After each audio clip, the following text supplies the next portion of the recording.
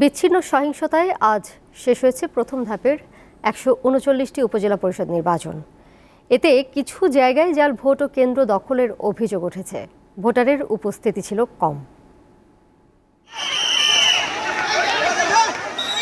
এই সংঘর্ষ সুনামগঞ্জের সাল্লাই ২ চেয়ারম্যান প্রার্থীর সমর্থকদের। ২৪ সরকারি প্রাথমিক বিদ্যালয় কেন্দ্রের সামনে ঘোড়া ও আনারস প্রতীকের সমর্থকদের মধ্যে দফায় দফায় চলে এই সহিংসতা।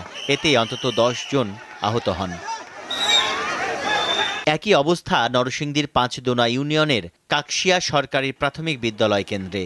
আনারস ও কাপপিরিচ প্রতীকের চেয়ারম্যান প্রার্থীর সমর্থকদের মধ্যে চলে ধাওয়া পাল্টা ধাওয়া। আহত হন অন্তত ১২ জনের বেশি। এতে সকাল ১০টা থেকে প্রায় ১ ঘন্টা ভোট গ্রহণ বন্ধ থাকে। মাদারীপুর সদরে উপজেলা পরিষদ নির্বাচনে ২ চেয়ারম্যান প্রার্থীর সমর্থকরা সংঘর্ষে জড়ান। এ সময় একাধিক ককটেল বিস্ফোরণে অন্তত ১০ জন আহত হন।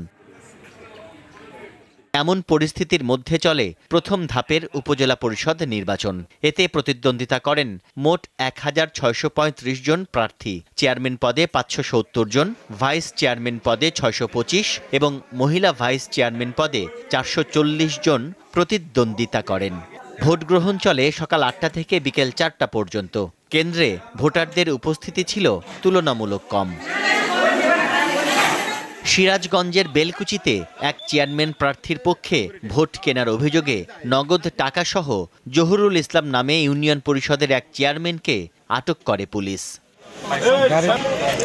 চুয়াডাঙ্গায় ভোট প্রদানে বাধা ও কেন্দ্রে প্রভাব বিস্তারের অভিযোগে ৩ জনকে আটক এবং এক ইউপি সদস্যকে ৭ দিনের কারাদণ্ড দেয় ভ্রাম্যমাণ আদালত। নড়াইলের কালিয়া উপজেলার একটি কেন্দ্রে জাল ভোট দেওয়ার সময় চেয়ারম্যান প্রার্থী শামীমুর রহমানের ভাতিজি ইলমা খান তিথিকে আটক করে পুলিশ। তফসিল অনুযায়ী দ্বিতীয় ধাপে ১৬০ উপজেলায় ২১ মে, তৃতীয় ধাপে ১১২ উপজেলায় ২৯ মে এবং চতুর্থ ধাপে ৫৫ উপজেলায় ৫ জুন ভোট গ্রহণ হবে। তানভীর খন্দকার, দীপ্ত সংবাদ।